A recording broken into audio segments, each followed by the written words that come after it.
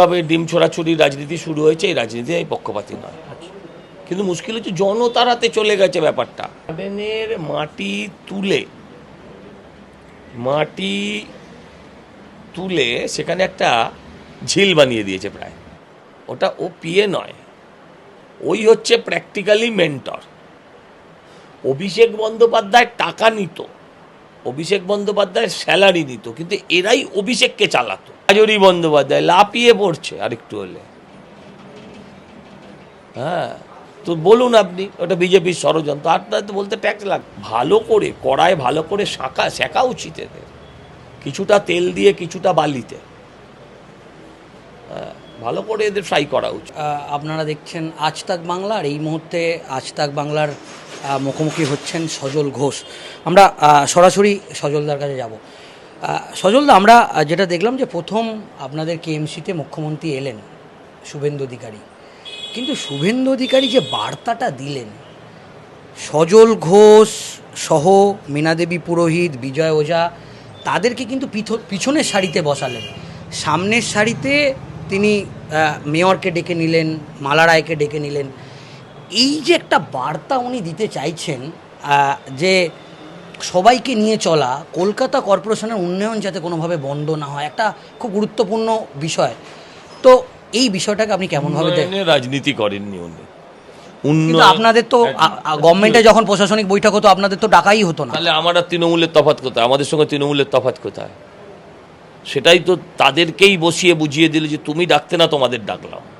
তাহলে উন্নয়নটা হবে কেমন করে? উন্নয়ন তো কোনো গ্যাসীয় জিনিস নয়, বায়বীয় নয় যে ফু দিলাম আর উন্নয়ন হয়ে গেল। উন্নয়ন করতে গেলে বিরোধী সরকার সব পক্ষের লোকই লাগবে, সেটারই বার্তা দিয়েছেন। চোখে আঙুল ঢুকিয়ে দেখিয়ে দিয়েছেন, তুমি যেটা করোনি তোমার সাথে সেই কাজটা আমি করলাম না, যেটা ন্যায্য সেটা করলাম। তুমি যে অন্যায়টা করেছিলে সেটা করলাম না, তুমি যেটা করোনি আমরা সেটা করলাম, ন্যায্য যেটা, সেটাই দেখিয়েছেন। সেটা হচ্ছে যে সজল ঘোষ অত্যন্ত জনপ্রিয়, মানে একজন কাউন্সিলর হিসেবে অত্যন্ত জনপ্রিয়। আপনি বিধায়ক হলেন, তাহলে কি সজল ঘোষকে কলকাতার মেয়র করবে বলে কি মন্ত্রিসভায় জায়গা দিল না? না, এসব আমি কোত্থেকে জানবো? দল আমাকে এই সব কথা বলবেন না আপনারা। হ্যাঁ, লোকে ভুল বার্তা যাবে। দল আমাকে কাউন্সিলর টিকিট দিয়েছে, তারপরে আবার দল আমাকে এমএলএর টিকিট দিয়েছে, সেগুলো তো ভুলে গেলে চলবে না। যদি দায়িত্ব দল আমাকে এই সম্মান দিয়েছে। আপনি আমার কাছে এসছেন এই ক্যামেরায়, আপনি যে আমার ভিডিও করবেন, লোককে দেখাবেন, সেটাই দলের দৌলতে হয়েছে। দায়িত্ব দিলে আমি নর্দমাও সাফ করব, দায়িত্ব দিলে আপনি যেখানে যেগুলোকে ইঙ্গিত করছেন যেখানে দেবে আমি সেখানে করব, সবটাই হাসি মুখে করব। আমরা যেটা দেখলাম, তৃণমূলকে তাড়াতে এসেছিলাম, মন্ত্রী হওয়ার জন্য আসিনি। সজল, আমরা দেখলাম যে কাজরি বন্দ্যোপাধ্যায় সহ মানে তৃণমূলের সেকে কাউন্সিলর একজন, আচ্ছা, অনেক কাউন্সিলর, মমতা ব্যানার্জি, ও আচ্ছা, হ্যাঁ হ্যাঁ হ্যাঁ হ্যাঁ, তাকে দেখলাম হুড়মুড়িয়ে শুভেন্দু অধিকারীর কাছে গিয়ে নমস্কার। পুরো ফ্যামিলি তো ঝাঁপিয়ে পড়ছে। ওটা আমার দিদি নয়, আমার আসল মেলায় হারিয়ে যাওয়া, কুম্ভ মেলায় হারিয়ে যাওয়া দাদার নাম শুভেন্দু অধিকারী। বলুন ওটা বিজেপি ষড়যন্ত্র, আপনাদের তার কোনো কাজ নাই। কাজরি বন্দ্যোপাধ্যায় লাফিয়ে পড়ছে আরেকটু হলে। হ্যাঁ, তো বলুন আপনি ওটা বিজেপির ষড়যন্ত্র। আপনার তো বলতে ট্যাক্স লাগে না, বলে দিন। সেটা হচ্ছে আপনাদেরই একজন বিজেপি নেতা, ডায়মন্ড হারবারের অভিজিৎ দাস ববি, তিনি কালকেই একটা কমপ্লেন করেছে, প্রায় 300 কোটি টাকার মাটি তারা তুলে বিক্রি করেছে। অভিষেক বন্দ্যোপাধ্যায়ের নাম আছে। আমি মাটির কোটিটা আমি বলতে পারবো না, জায়গাটা আমি চিনি এবং দেখেছি। জায়গাটার নাম সারদা গার্ডেন। সারদা গার্ডেনের মাটি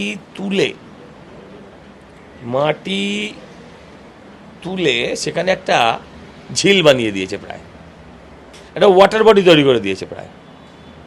এটা কিন্তু একটা নতুন ব্যবসা দেখিয়েছে, নতুন চুরির রাস্তা দেখিয়েছে। লোকে কি দেখতো? জমি দখল করত, জমি কেউ কিনতো, কিনে তার উপর বাড়ি করত, কেউ জমি দখল করে চাষ করত, কিছুও করত। কিন্তু জমি কিনে হোক দখল করে হোক, সেই জমির মাটি বিক্রি করে যে 300 কোটি কামানো যেতে পারে, এটা কিন্তু একটা নতুন ব্যবসার দিশা। এরা যদি আর কিছুদিন থাকতো, এই যে আমাদের কথায় আছে না 3 ভাগ স্থল, 3 ভাগ জল 1 ভাগ স্থল, এরা যদি আর 5 বছর থাকতো, এই থিওরিটাকেই চেঞ্জ করে দিত। স্থল জলের থিওরি এটা চেঞ্জ করে দিত। আমরা তো পড়েছি ছোটবেলায়, পৃথিবীর 3 ভাগ জল 1 ভাগ স্থল, এটা পাল্টে দিত। তার মধ্যে ও একটা আবার নতুন জলাশয় সৃষ্টি করেছে। এর জন্য ওকে পুরস্কার দেওয়া যায় কি না সেটা একবার কথা বলতে হবে মুখ্যমন্ত্রীর সাথে। সুমিত রায় তার যে পিএ ইতিমধ্যেই লুক আউট নোটিশ জারি করেছে, তাকে খুঁজে পাওয়া যাচ্ছে না। বলো না সোনা, ওটা ও পিএ নয়, ওই হচ্ছে প্র্যাকটিক্যালি মেন্টর। অভিষেক বন্দ্যোপাধ্যায় টাকা নিত, অভিষেক বন্দ্যোপাধ্যায়ের স্যালারি নিত, কিন্তু এরাই অভিষেককে চালাতো। এটাই হচ্ছে মজা, এরাই অভিষেককে চালাতো। পুলিশের ট্রান্সফার, পুলিশের ব্যবস্থা, সমস্ত কিছু। অভিষেক কখন রাজনীতি করবে? গরু, কয়লা, জিম এইসব করার পর হ্যাঁ ও রাজনীতিটা করবে কখন? দিন তো সেই 24 ঘন্টারই হয়। তাহলে এদের কড়া শাস্তি হওয়া উচিত। একদম কড়া, মানে ভালো করে কড়ায় ভালো করে শেখা উচিত এদের, কিছুটা তেল দিয়ে কিছুটা বালিতে, ভালো করে এদের ফ্রাই করা উচিত। আর একটা বিষয় দেখলাম যে কাউন্সিলর অনন্যা বন্দ্যোপাধ্যায়, তার বাড়ি থেকে যে জিনিসগুলো, নামেই অনন্যা, ওনার সঙ্গে বাকিদের তুলনা, উনি নামেই অনন্যা। না, তার যে বাড়ি এবং তার বাড়ি না, ওয়ার্ড অফিস, এবং তার বাড়িটাও যে হাতির বাবা, ও হাতির সুর, কান, এগুলো কাটা ভাঙা হবে। আবার অ্যানিম্যাল ক্রুয়েলটির একটা আমায় ফেলে দেবেন না। হ্যাঁ, হাতির সুর, হাতির দাঁত সবই যাবে আর। আচ্ছা, বলছি এই মুহূর্তে দাঁতগুলো যে কোথায় ঢুকবে কে জানে। আমরা দাঁত ও রাস্তায় বেরিয়ে গেছে না, মুশকিল। আমরা যেটা দেখছি যে প্রত্যেক দিন একটা করে কাউন্সিলর গ্রেপ্তার হচ্ছে, তাদের ডিম থেরাপি হচ্ছে। এই যে একটা ঘটনা 15 বছরের সরকারের আমলে, হ্যাঁ, এই ব্যাপারটা নিয়ে স্ট্যান্ড না, আমাকে যদি বলেন